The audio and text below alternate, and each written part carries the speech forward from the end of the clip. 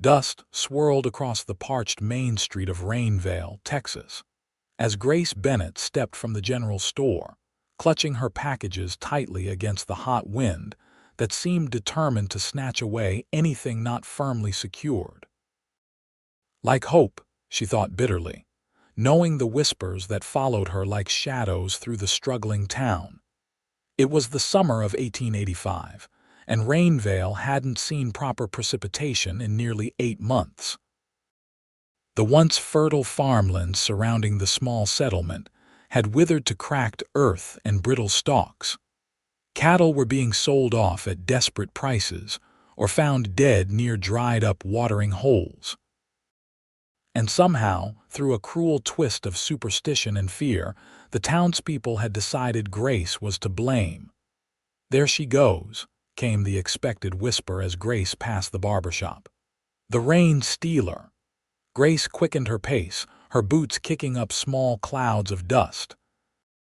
At 23, she'd come to Rainvale just 10 months ago, arriving on the same day as a generous downpour. The town had welcomed her then, this young widow seeking a fresh start as the new schoolteacher.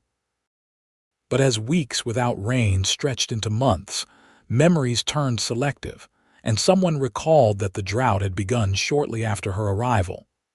"Miss Bennett," the voice stopped her, and Grace reluctantly turned to see Mrs. Holloway, the mayor's wife, approaching with her usual pinched expression. "I understand you're planning to continue with the children's lessons tomorrow." "Of course," Grace replied, lifting her chin slightly. "Their education doesn't stop because of dry weather." "Dry weather, Mrs. Holloway's laugh was sharp as a cactus spine. "Is that what you call the worst drought in 30 years? The drought that started when you arrived?" Grace fought to keep her voice steady. "Mrs. Holloway, I assure you, I have no control over the weather. Perhaps not intentionally."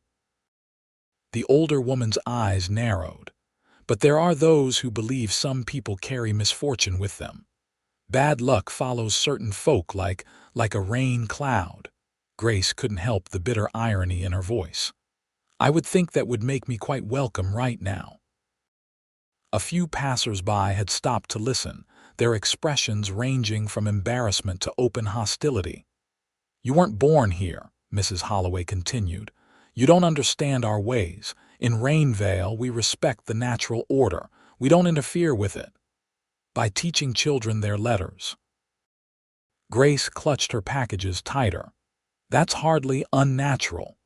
By bringing your Eastern ideas and strange books, by telling stories about oceans and distant places instead of teaching respect for the land that feeds us." Mrs. Holloway stepped closer. "The children were saying you've been teaching them to make little paper boats. What use are boats in cattle country, Miss Bennett? Unless you're wishing for a flood." The accusation was so absurd that Grace almost laughed, but the serious faces surrounding her stopped the sound in her throat. "I teach them about the wider world," she said instead. "About possibility. What we need is rain, not possibility," someone called from the gathering crowd. Grace felt her chest tighten with familiar panic. This wasn't the first such confrontation, and they were growing more frequent as the drought worsened. She took a step back, preparing to retreat to her small home at the edge of town, when the crowd's attention shifted. The steady rhythm of approaching hoofbeats drew all eyes to the end of the street, where a lone rider appeared through the haze of dust. Grace used the distraction to slip away, hurrying down a side alley toward her cottage, the weight of the town's suspicion heavier than the supplies in her arms. The rider, meanwhile, continued his unhurried approach, a tall figure astride a chestnut stallion. His wide-brimmed hat was pulled low, shadowing his face, but there was something in his posture that commanded attention. He reined in at the town's single water trough, which held barely enough to wet a horse's mouth. Xavier Cole surveyed the gathered townspeople with calm interest. At 32, he'd seen his share of desperate communities, but there was something particularly brittle about the tension here. He dismounted with the fluid grace of a man who'd spent most of his life in the saddle. "Your horse can have what's left," Mayor Holloway said, stepping forward. "We're expecting the water wagon from Austin tomorrow." Xavier nodded his thanks. "Much obliged. Been riding since dawn." His voice carried the slight drawl of Texas, but with an educated quality that marked him as something more than a drifter. "This drought's hitting everywhere hard." "Especially Rainvale," Mrs. Holloway said pointedly. "Ever since," she broke off, seeming to reconsider her words in front of a stranger. Xavier let his horse drink sparingly, watching the townsfolk from beneath the brim of his hat. Their eyes held the haunted look of people searching the sky for clouds that never appeared. "I've got business with your sheriff," he said finally. "Mind pointing me his way?" The crowd dispersed reluctantly, and Mayor Holloway himself led Xavier toward the sheriff's office. As they walked, Xavier noticed the withered gardens, the listless cattle in distant pens, and most tellingly, the faces of children pressed against windows, watching him with the solemn curiosity of those who'd learned too early about hardship. "You picked a difficult time to visit Rainvale, Mr. Cole," the mayor said. "We're not at our most hospitable. Drought brings out the worst and best in people," Xavier replied. "I've seen both." "Have you indeed?" The mayor gave him a measuring look. "And which are you expecting to find here?" Xavier smiled slightly. "I never expect, Mayor, I observe." When they reached the sheriff's office, Mayor Holloway hesitated. "You should know we've had some. Superstitions arise. People get strange notions when times are hard. Such as, there's a young woman, our schoolteacher. She arrived just before the rain stopped. Some folks have made a connection that isn't reasonable." Xavier raised an eyebrow. "They think she caused the drought. Foolishness, of course," the mayor said quickly, though his tone lacked conviction. "But I mention it because tensions are high. Best to tread carefully around the subject." With that warning, he left Xavier to his business. Inside the small, stifling office, Sheriff Thomas Dunn looked up from his desk with the weary expression of a man with too many problems and too few solutions. "Xavier Cole," the newcomer introduced himself, producing a folded paper from his vest pocket. "I'm with the Texas Rangers investigating cattle rustling operations across 3 counties. Sheriff Dunn brightened noticeably. "About time. I've been sending telegrams for weeks. We've lost nearly 30 head just this month, though half the ranchers want to blame it on the drought." "Rustlers are using the drought as cover," Xavier confirmed, spreading a map across the desk.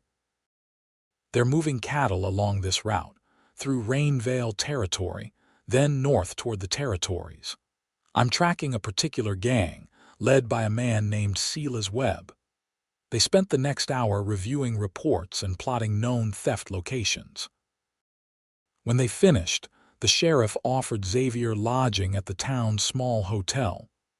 "Fair warning," Dunn added as they stepped outside into the relentless heat. "Folks here are on edge. We've got a town meeting tonight at the church. Mayor's going to discuss water rationing, but I reckon there'll be talk of other things too." "The schoolteacher," Xavier guessed, Sheriff Dunn sighed. "Grace Bennett, decent young woman in my estimation. Widowed young, came here for a fresh start, but you know how people get.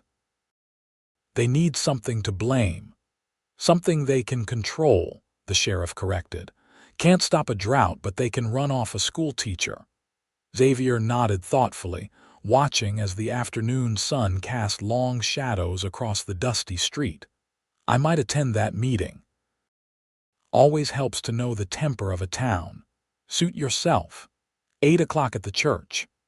Xavier secured his room at the hotel, a spare, clean space that smelled of lye soap and old wood.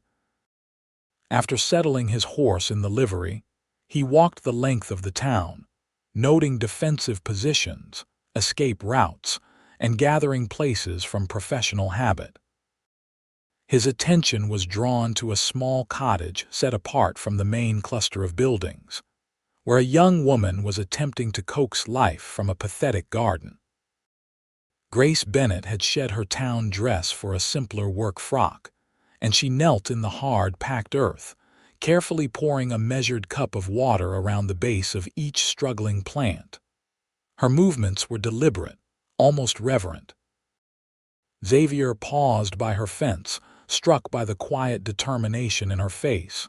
She sensed his presence and looked up, wariness immediately replacing the peace in her expression. "Can I help you, sir?" "Just passing," he said, touching the brim of his hat. "Those tomatoes look like they're hanging on despite the odds." Grace glanced at her plants with a hint of pride. "I save my washing water for them. Every drop counts these days." Smart thinking. He studied her garden with genuine interest. "You've got them shaded during the hottest part of the day, I see."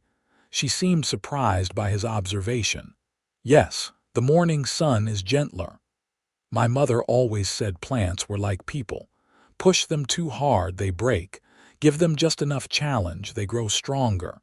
He offered a smile. "Xavier Cole, madam, new in town." She hesitated before responding. "Grace Bennett." She didn't offer her hand, keeping a cautious distance. "If you're staying in Rainvale, you should know I'm not the most popular resident at present, so I've heard." When she looked alarmed, he added, "The sheriff mentioned the town's superstitions." Grace's shoulders tensed.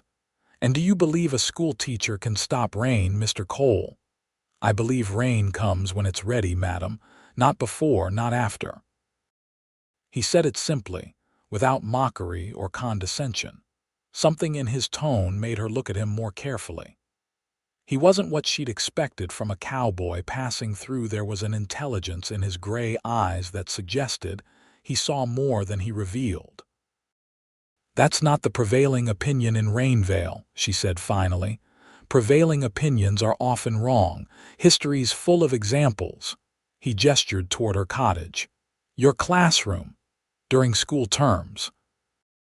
The children come here because the town council hasn't approved funds for a proper schoolhouse." There was a challenge in her voice, daring him to criticize. Instead, he nodded appreciatively. "Resourceful.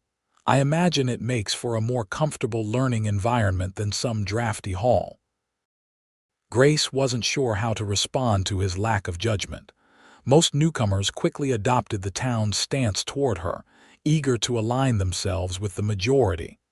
This man seemed indifferent to such concerns. "There's a town meeting tonight," she said abruptly, "about water rationing." "So I heard.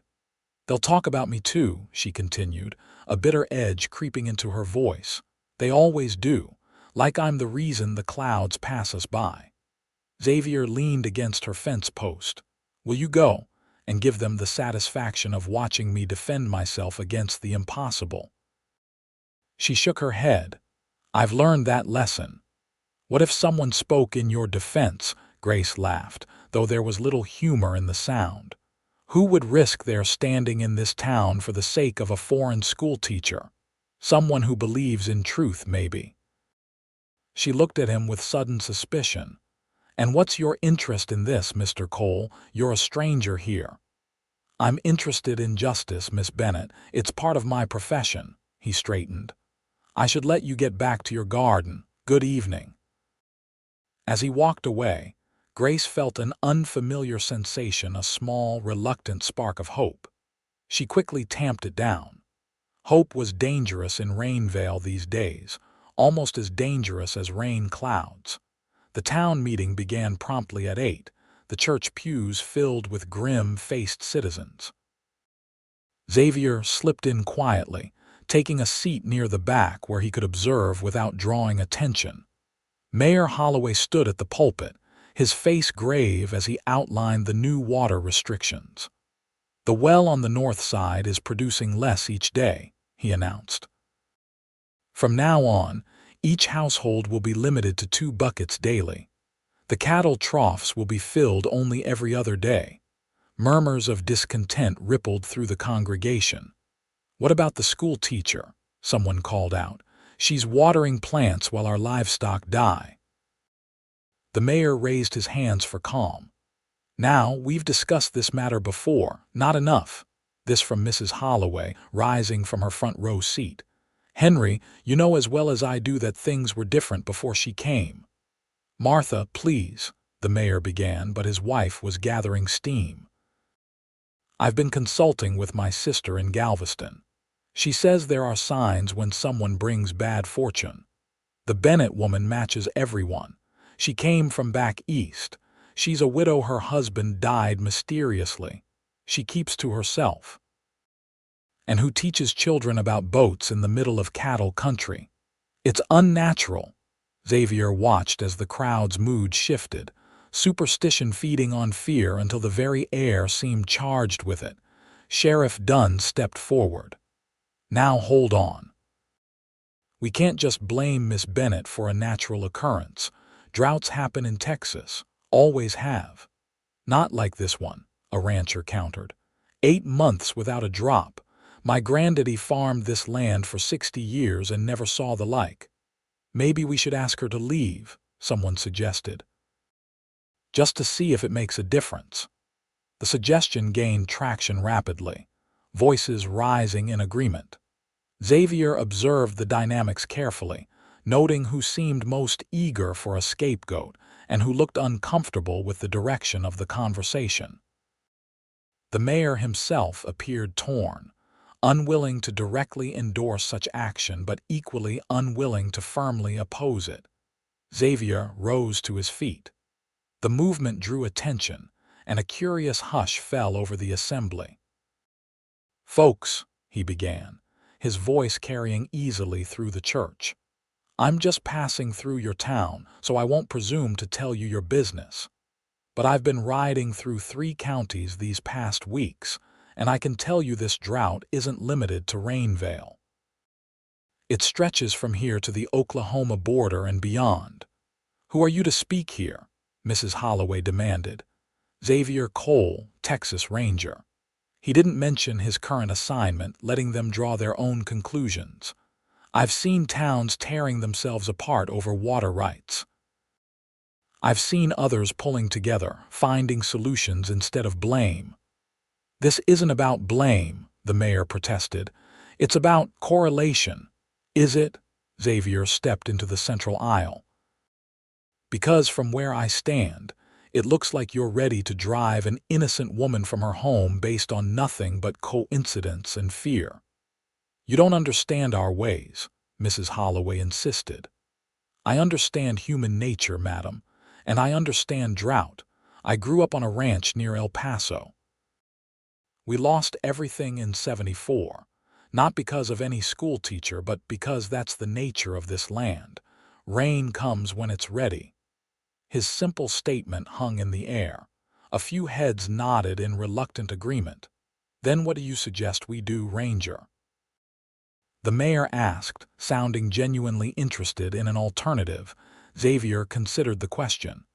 "Focus on what you can control. Deepen your well. Set up a more efficient water distribution system. Share resources instead of suspicion." He paused. "And remember that driving away your school teacher won't bring rain, but it will deny your children education." The meeting continued for another hour, but the momentum against Grace had been disrupted. When it ended, the consensus had shifted from expulsion to expanded water conservation efforts. As the townspeople filed out, several nodded respectfully to Xavier, though Mrs. Holloway made a point of walking past him as if he were invisible. Outside, the night air offered little relief from the day's heat. Stars blazed overhead in a cloudless sky that seemed to mock their thirst. Xavier declined an invitation to join the sheriff and mayor for a drink, choosing instead to walk the quiet streets, considering his next steps in the rustling investigation. His path took him past Grace's cottage, where a single lamp burned in the window. He hesitated, then approached the door and knocked softly. Grace opened it cautiously, surprise registering on her face when she saw him. "Mr. Cole, is something wrong? Just thought you'd want to know how the meeting went." She hesitated, then stepped back. "Would you like to come in?" The cottage's interior was modest, but revealed much about its occupant. Bookshelves lined one wall, filled with volumes that would be considered luxuries in a frontier town. A small table held stacks of paper student assignments, he guessed. Everything was neat, organized, and somehow defiant in its civility. "They didn't form a mob then?" she asked, attempting lightness though her tension was evident. "Not tonight." Xavier declined the offered chair, remaining standing.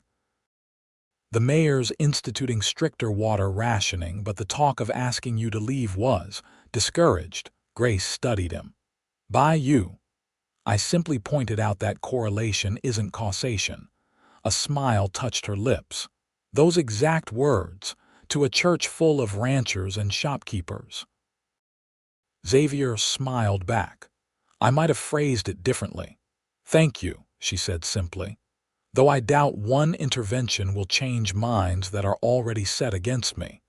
Perhaps not immediately, but reasonable words can plant seeds even in dry ground."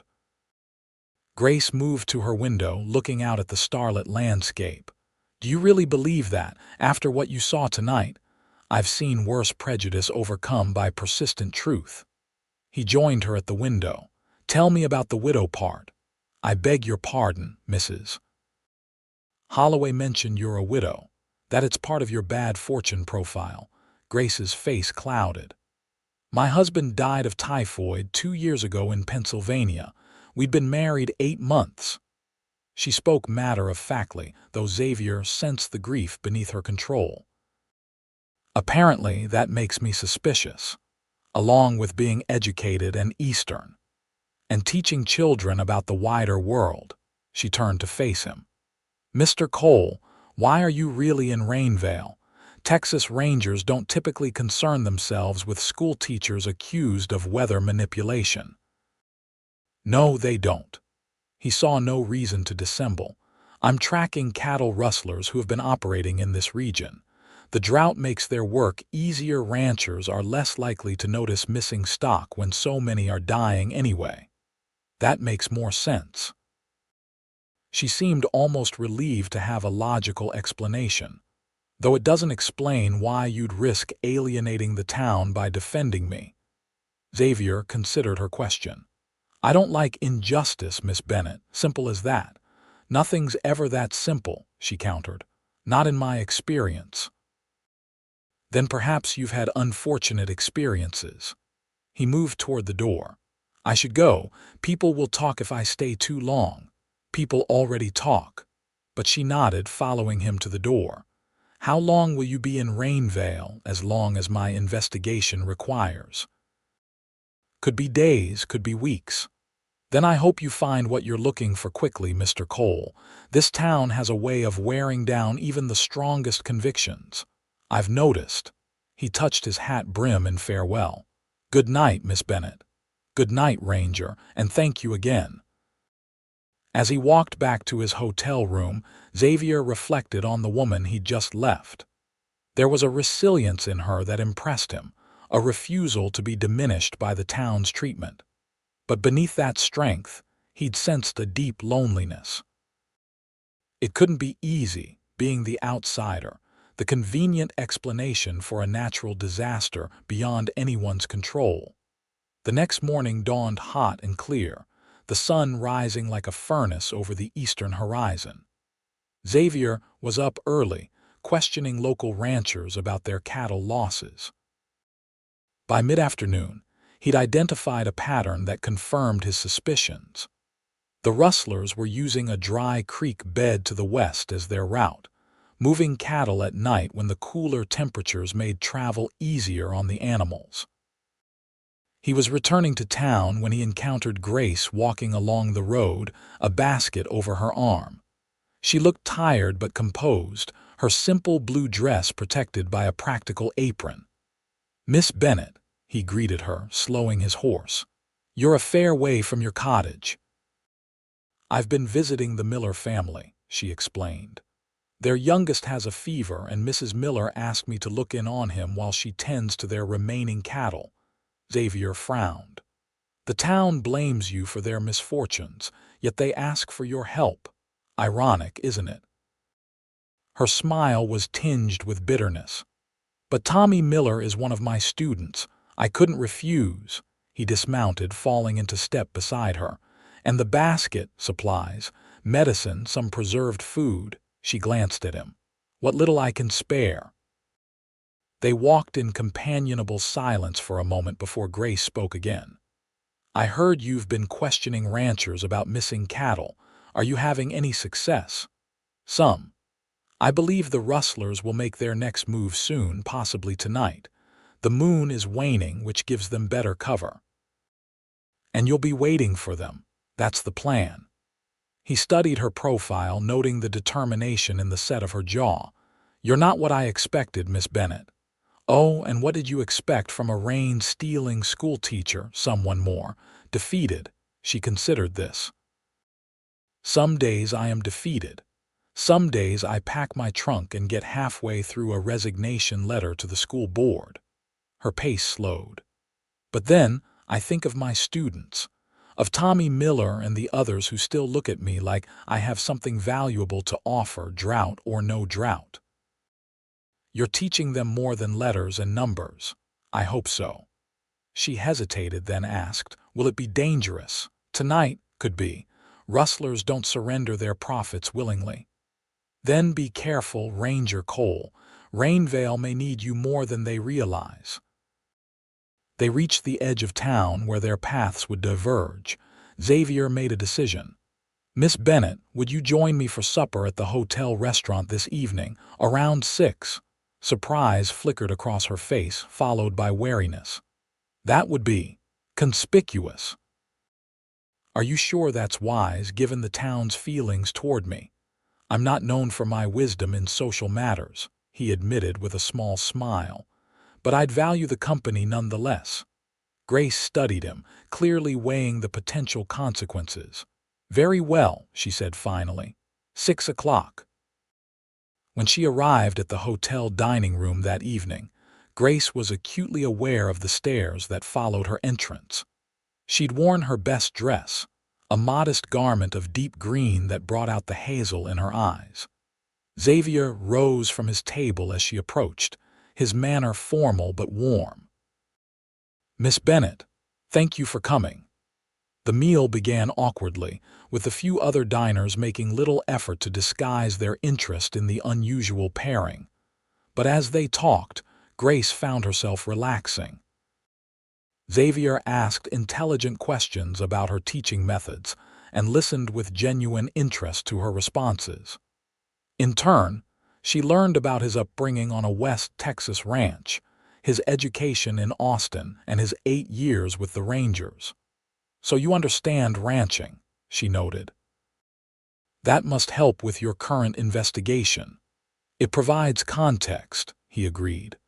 "I know what drought does to cattle operations, how desperate men get when their livelihood is drying up before their eyes." "Is that what you think is happening here?" "Desperate local ranchers stealing from each other?" Xavier shook his head. "No, this is organized professional. The outfit I'm tracking has been working a circuit through 3 counties, taking advantage of the drought conditions." He lowered his voice.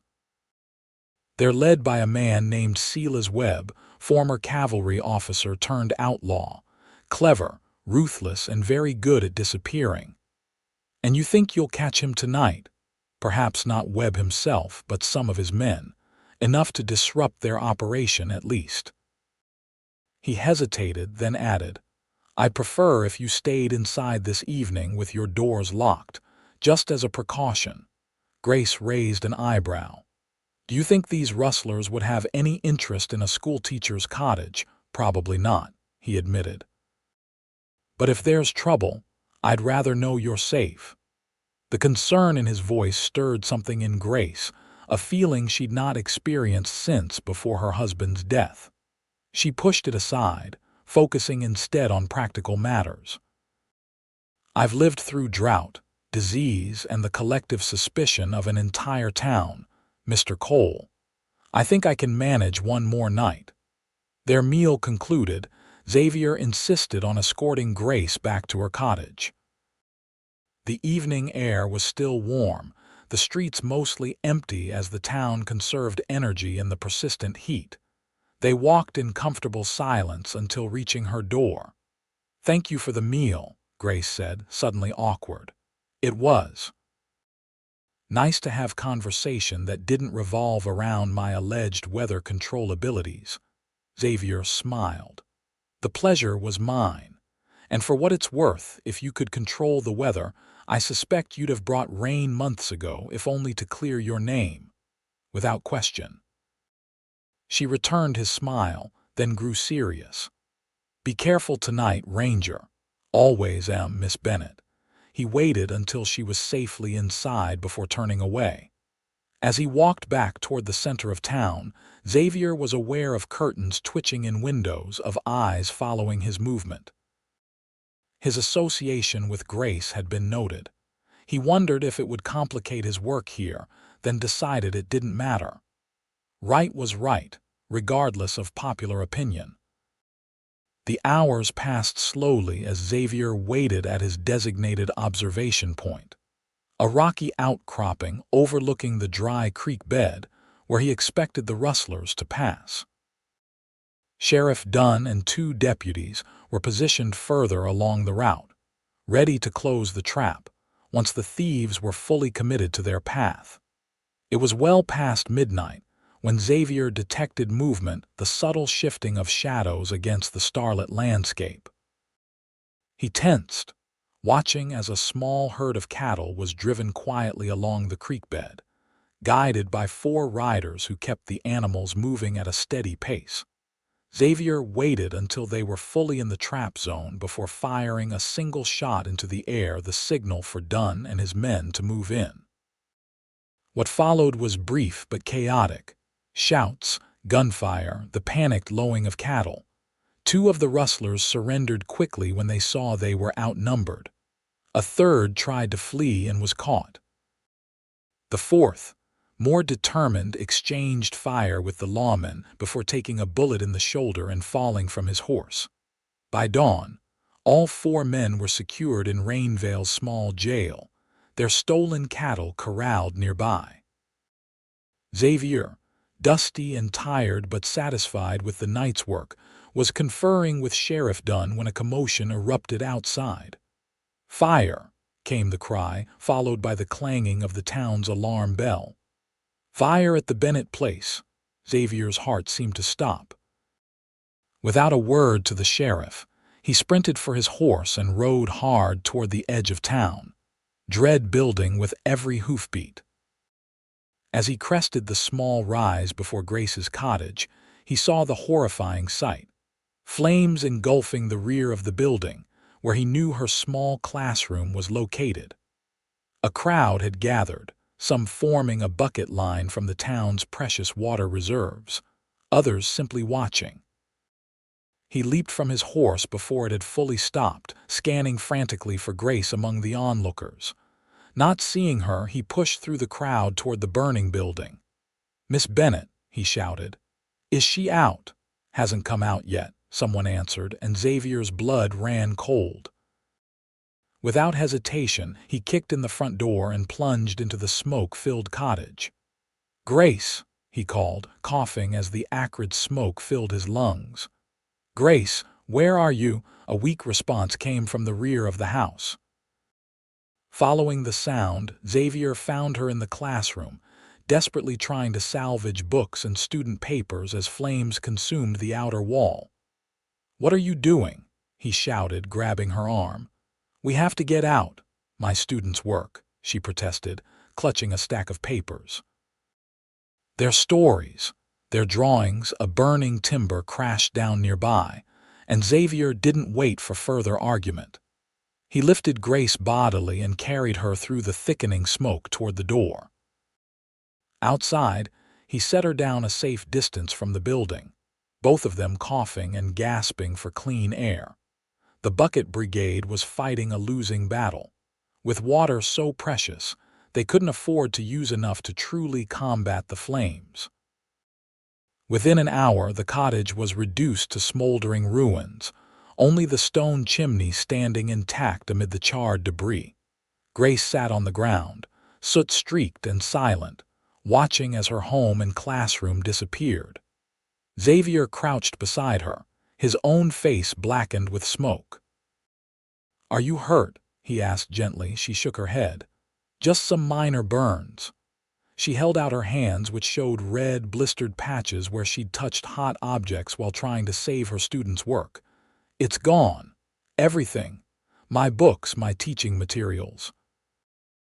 Xavier looked at the gathered townspeople, noting their expressions. Some showed genuine concern, others a disturbing satisfaction, as if justice had somehow been served. Sheriff Dunn approached, his face grim. "Miss Bennett, I'm truly sorry about your home," he said sincerely. "Do you have any idea how the fire started?" "I was asleep," Grace replied, her voice hollow. "I woke to the smell of smoke. The fire was already in the classroom walls." "Lantern tip over, maybe," the sheriff suggested, but his tone indicated he doubted it was accidental. "I don't keep lanterns in the classroom overnight," Grace said. "I'm very careful about fire hazards." Xavier stood, facing the crowd. "Anyone see anything unusual last night? Anyone near Miss Bennett's property?" Silence greeted his question, broken finally by Mrs. Holloway. "Perhaps it's a sign," she said, her voice carrying clearly. "A sign that some things aren't meant to be. A sign." Xavier's voice was dangerously quiet. "Or arson," the accusation hung in the air, met with murmurs of denial and discomfort. Mayor Holloway stepped forward. "Now see here, Ranger.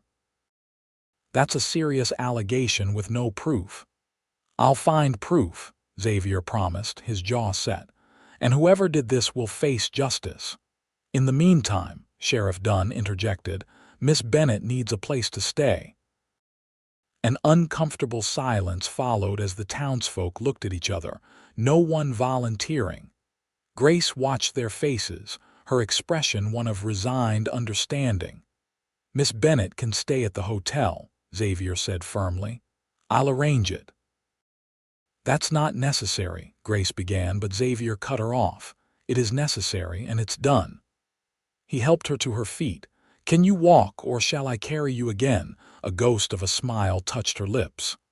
"I can walk, Ranger. My pride is wounded enough already." As they made their way toward town, leaving the smoldering ruins behind, Xavier kept a supportive arm around Grace's waist. He felt her trembling against him, though whether from shock, pain, or delayed fear, he couldn't tell. "They'll say I deserved it," she said quietly. "That it's punishment for whatever they think I did to stop the rain." "Let them talk," Xavier replied. "Words can't hurt you now, can't they?" She looked up at him, her eyes reflecting the morning sun. "Words turned a town against me. Words made me a witch instead of a teacher." "And words can restore truth," he insisted. "This isn't over, Grace. I promise you that." At the hotel, the proprietor was reluctant until Xavier mentioned it would be a Texas Ranger account, at which point a room was suddenly available. Once Grace was settled, her burned hands bandaged by the town's doctor, who performed his duty professionally, if not warmly, Xavier left to continue his investigation. The captured rustlers provided his first lead. The youngest, facing serious jail time, was willing to trade information for a recommendation of leniency. What he revealed was unexpected. "Webb has a partner in town," the young rustler confessed. "Someone who tips him off about vulnerable herds, helps arrange the timing. They get a cut of the profits." "Who?" Xavier demanded. The rustler hesitated. "Don't know for sure. Webb keeps that close, but I heard him talking once about his friend in high places in Rainvale. It wasn't much, but it was a start." Xavier spent the afternoon questioning townspeople, focusing on those who might have knowledge of ranch operations and cattle movements. He also examined the remains of Grace's cottage, confirming his suspicions that the fire had been deliberately set. When evening came, he returned to the hotel to check on Grace. He found her in her room, sitting by the window, staring out at the dusty street below. She'd washed away the soot, and her hair hung loose around her shoulders, still damp. The simple white blouse and dark skirt she wore had been loaned by the hotel owner's wife, a small kindness that seemed to surprise Grace. "How are your hands?" he asked after she invited him in. She held them up, showing the clean bandages. "Dr. Evans says there won't be permanent damage. Just painful for a while."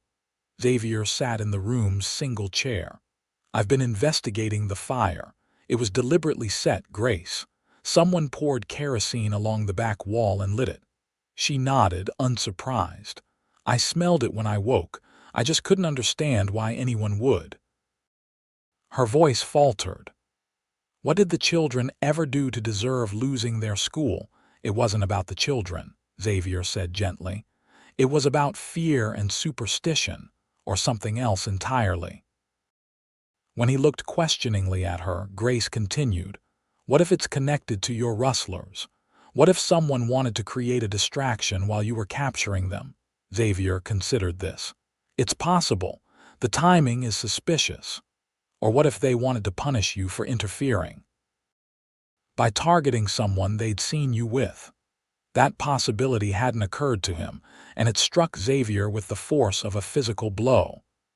"If that's true," he said slowly, "then I've put you in danger by associating with you.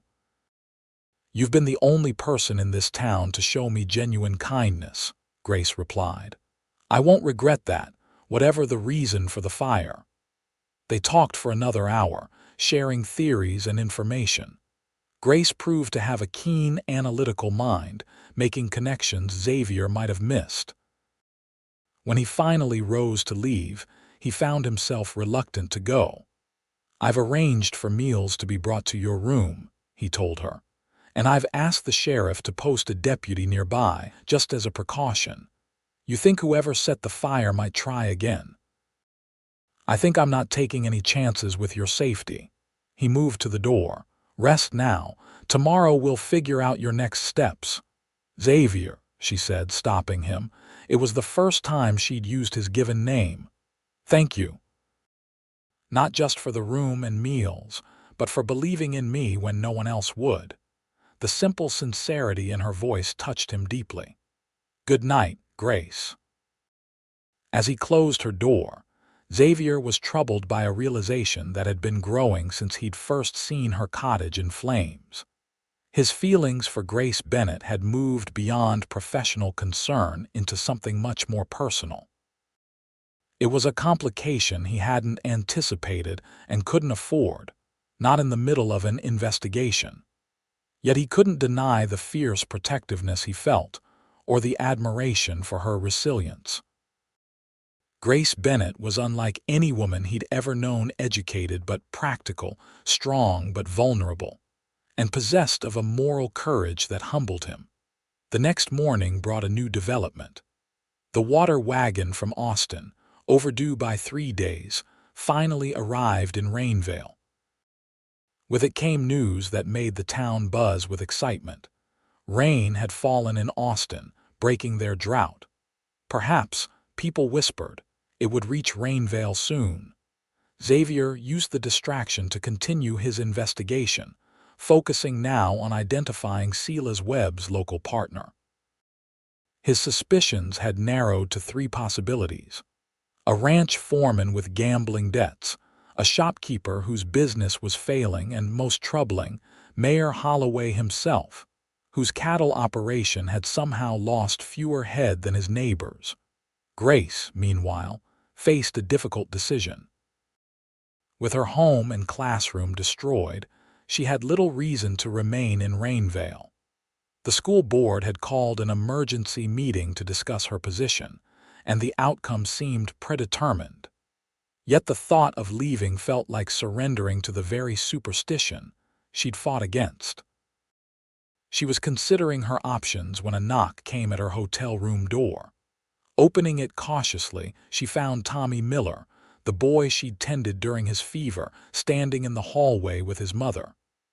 "Miss Bennett," Mrs. Miller said hesitantly, "Tommy wanted to see that you were all right." The boy, pale but recovering, thrust a folded paper toward Grace. "I made this for you, teacher." Grace unfolded it to find a childish drawing of her cottage, complete with students sitting in a circle around her. Across the top, in careful letters, he'd written, "We still need school." Tears threatened as Grace knelt to the boy's level. "Thank you, Tommy. This means more to me than you know." Mrs. Miller cleared her throat. "Miss Bennett, I wanted to say, not everyone believes you brought the drought. Some of us know better." She glanced nervously down the hall. "If you decide to stay and keep teaching, Tommy will be there. So will others." After they left, Grace sat with the drawing in her lap, emotions warring within her. Could she stay? Should she, when so many still believed she was somehow cursed? And what of Xavier Cole, who had become more important to her than she cared to admit? He would leave once his investigation concluded, returning to his life of danger and duty. Allowing herself to care for him would only lead to more heartache. That afternoon, the school board met in the church, the same location where days earlier the town had nearly decided to drive Grace away. She attended with trepidation, Xavier accompanying her despite her protests that his presence might further inflame opinions against her. Mayor Holloway called the meeting to order, his expression unreadable. "We're here to discuss the future of education in Rainvale, following the unfortunate destruction of Miss Bennett's property, which served as our schoolhouse." Mrs. Holloway, seated in the front row, spoke without being recognized. "Surely we can all agree that this is an opportunity to reconsider our educational needs. Perhaps a male teacher would be more appropriate for our frontier community." Several board members nodded in agreement, but before the sentiment could gather momentum, the church door opened to admit Tommy Miller and his mother. They were followed by 3 more families with school-aged children, then 5 more. Within minutes, the pews held nearly every parent of Grace's students. Mr. Miller, a weathered rancher who rarely spoke at public gatherings, stood. "My boy was burning with fever 3 days ago. Doc Evans was busy with a birthing." Miss Bennett sat with Tommy all night, cooling his forehead, making sure he took water. "Today he's back on his feet." He looked around the room. "That ain't the work of someone who brings misfortune."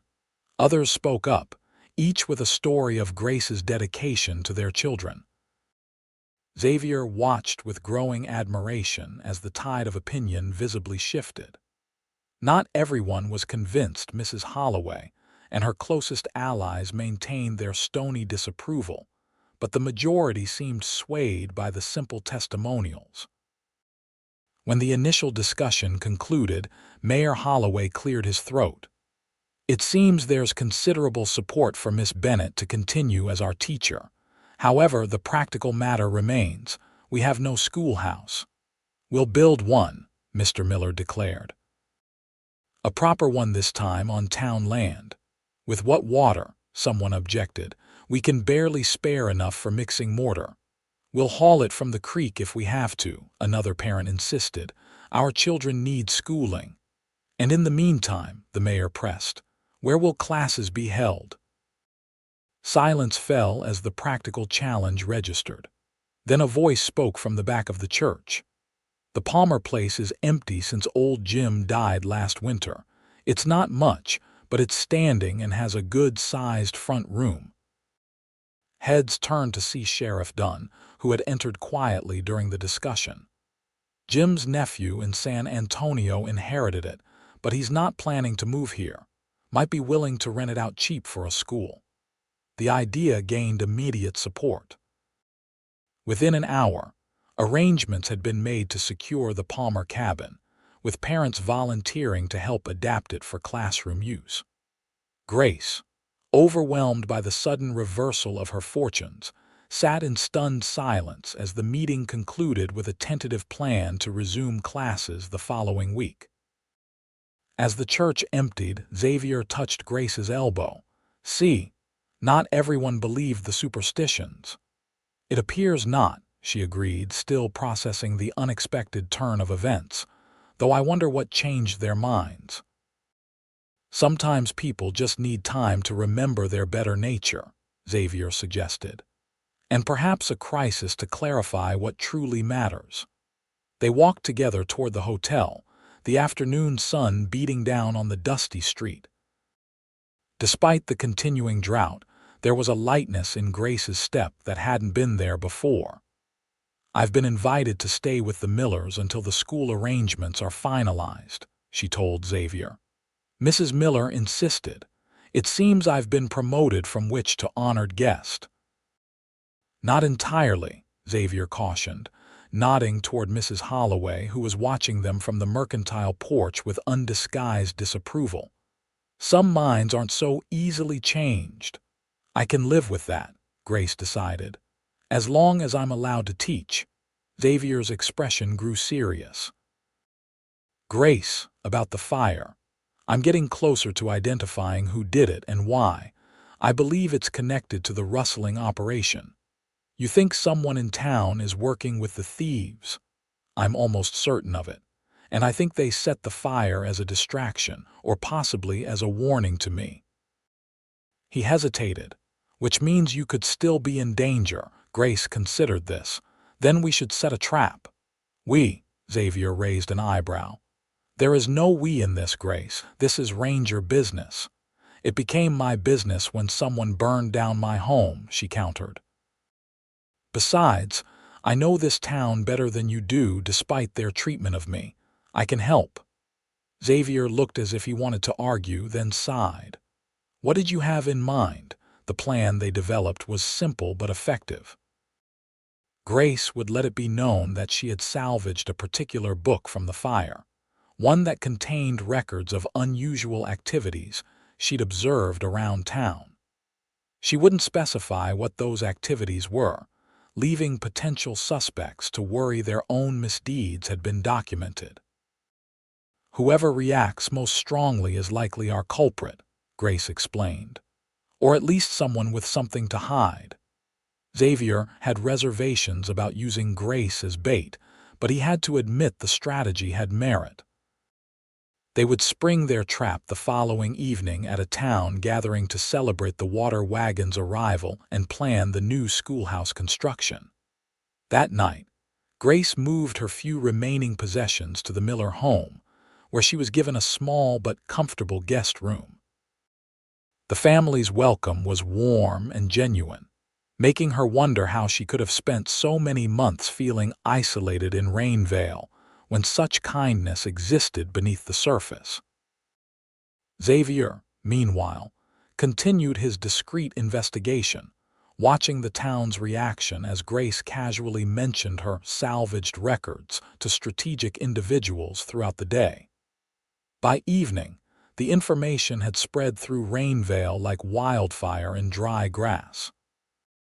The celebration was held in the town square, where tables had been arranged and modest refreshments prepared. Despite the continuing drought, spirits were high, buoyed by news of rain in Austin and the prospect of a proper schoolhouse. Grace moved through the crowd, greeting her students and their families, aware of Xavier's protective presence nearby. As the evening progressed, she noticed Mayor Holloway watching her with increasing agitation. Several times he started toward her, only to change direction when someone engaged him in conversation.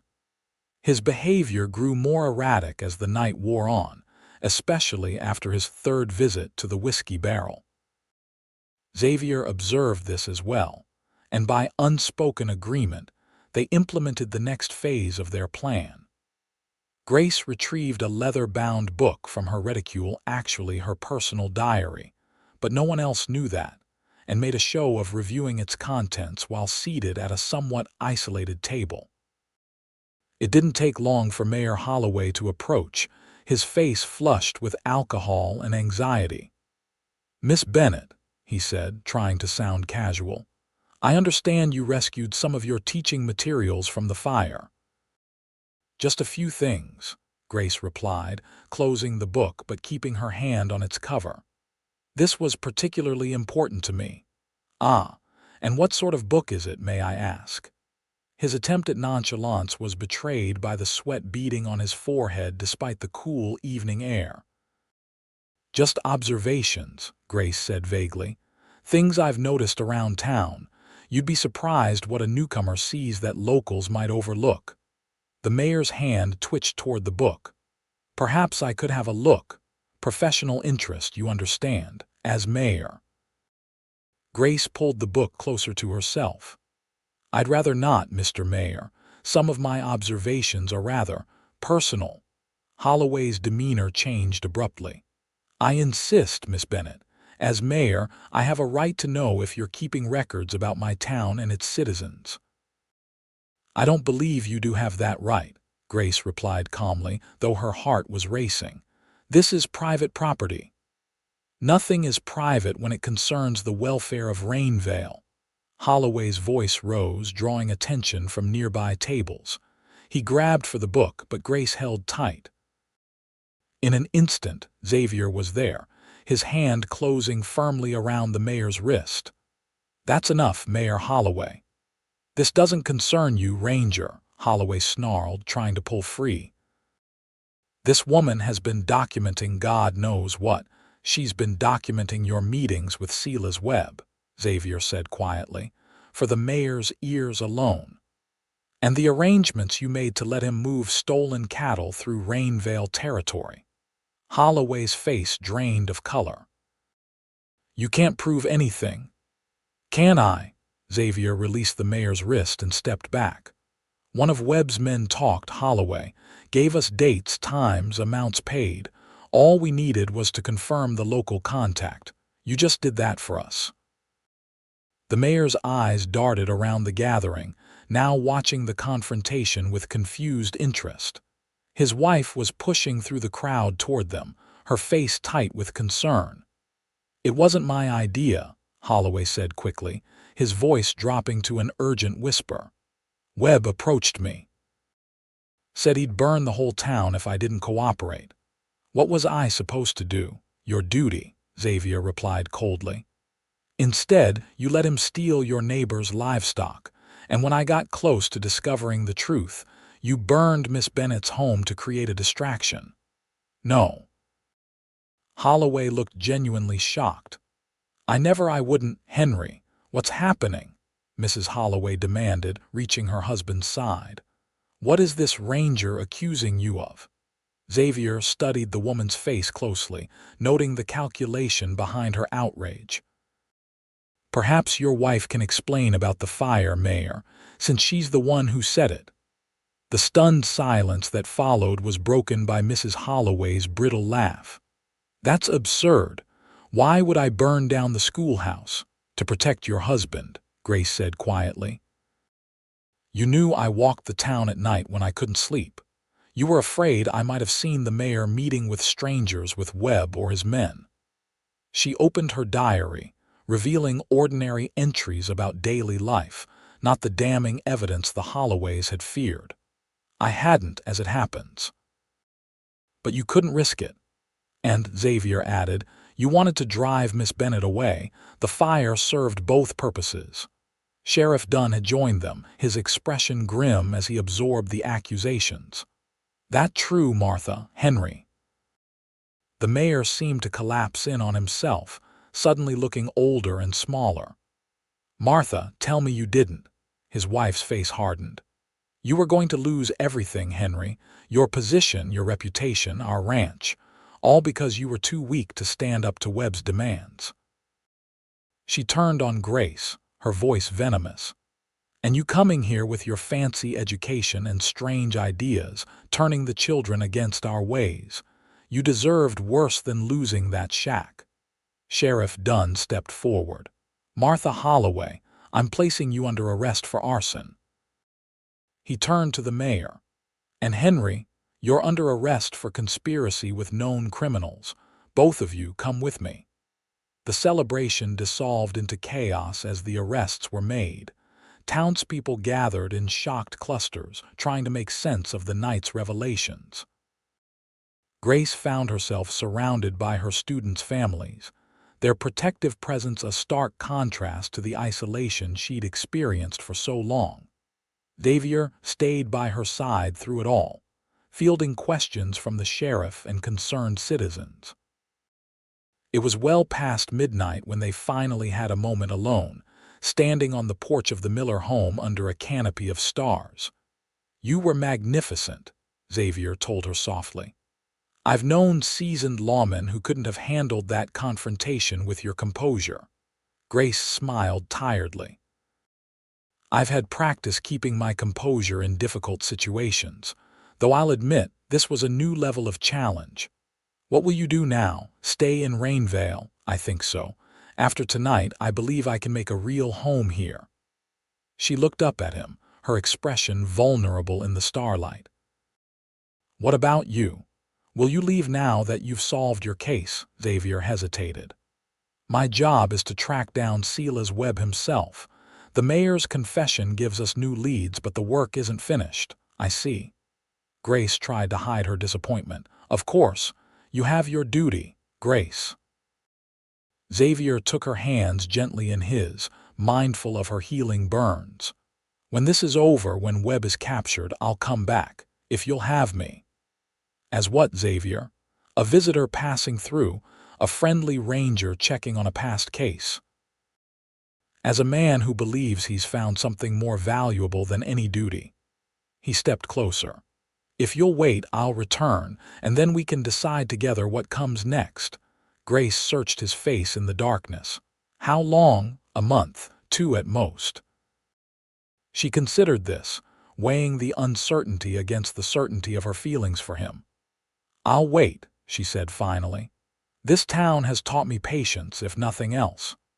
Xavier smiled, then leaned down to kiss her, a gentle, questioning kiss that deepened when she responded. When they finally parted, both were breathless. "I'll come back," he promised again, "rain or shine. I'll hold you to that, Ranger Cole." The next morning, Xavier rode out of Rainvale, heading west on the trail of Silas Webb. Grace stood on the Miller's porch, watching until he disappeared over the horizon. As she turned to go inside, something made her look up at the sky. There, in the endless blue expanse, was a single cloud.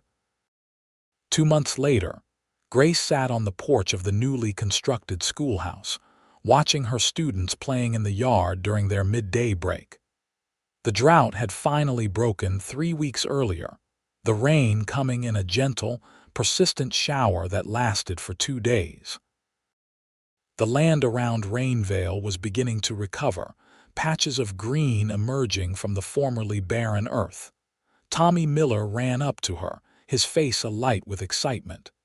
"Teacher, rider coming." Grace's heart quickened as she stood, shading her eyes against the sun to look down the road leading into town. A familiar figure on horseback approached at an easy trot, and she couldn't help the smile that spread across her face. "Children," she called, "continue your games. I need to speak with our visitor." She walked to the edge of the schoolyard, her steps quickening despite her attempt at dignity. Xavier dismounted when he reached her, his own smile matching hers in intensity. "You came back," she said simply. "I promised I would." "And Webb?" "Captured along with the rest of his gang. They're awaiting trial in Austin." Xavier removed his hat, suddenly looking uncertain. "I've resigned my commission, Grace." This surprised her.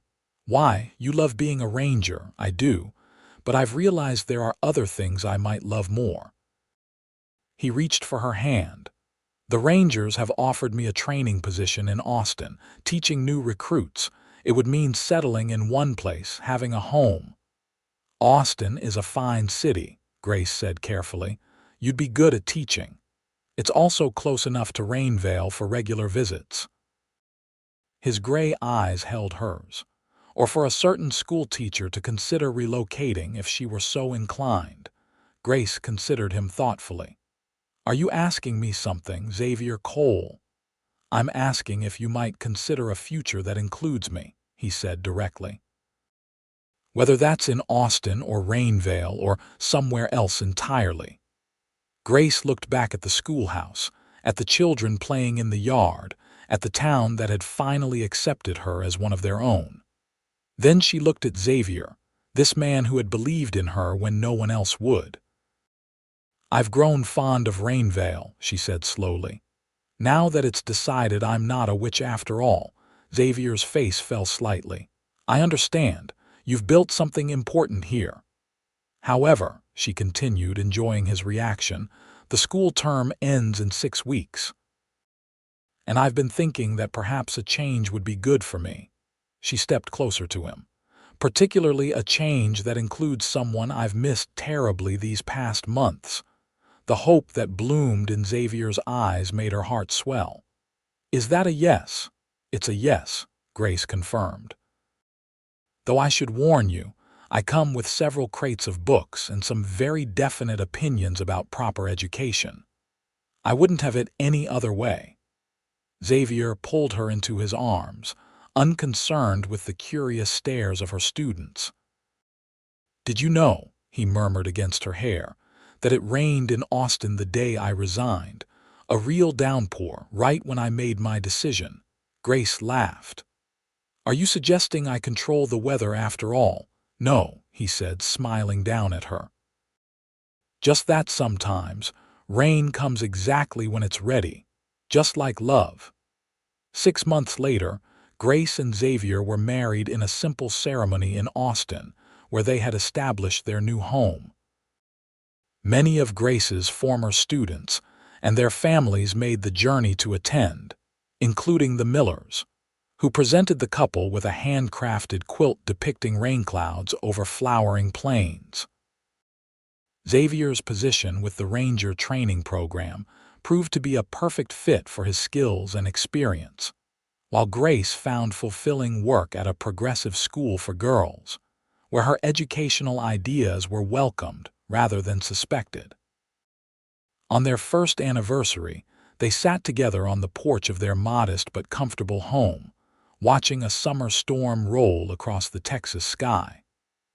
The rain fell in gentle sheets, nourishing the garden Grace had planted and filling the air with the sweet scent of wet earth. Do you ever miss Rainvale? Xavier asked, his arm around her shoulders. Sometimes, Grace admitted. I miss the children and the feeling that I was making a difference in a place that truly needed it. She leaned against him. But I don't miss being the town witch. Xavier chuckled. You know, Sheriff Dunn wrote to me last week, said they're having the wettest spring in memory. The farmers can't stop talking about it. How fortunate for them. Grace smiled. I suppose they don't blame me for that. Actually, there are a few who say the drought broke because you left. Xavier kissed her temple. Human nature never changes. People will find patterns even where none exist. And what about you, Ranger Cole? Grace turned in his arms to face him. You find patterns where none exist. I find truth, he said simply. And the truth is, I fell in love with you because of who you are, not when the rain comes or goes. He touched her cheek gently. Though I must say, life has been considerably less dry since you entered it. Grace laughed, leaning in to kiss him as the rain continued to fall around their home, a natural blessing that came, as always, exactly when it was ready.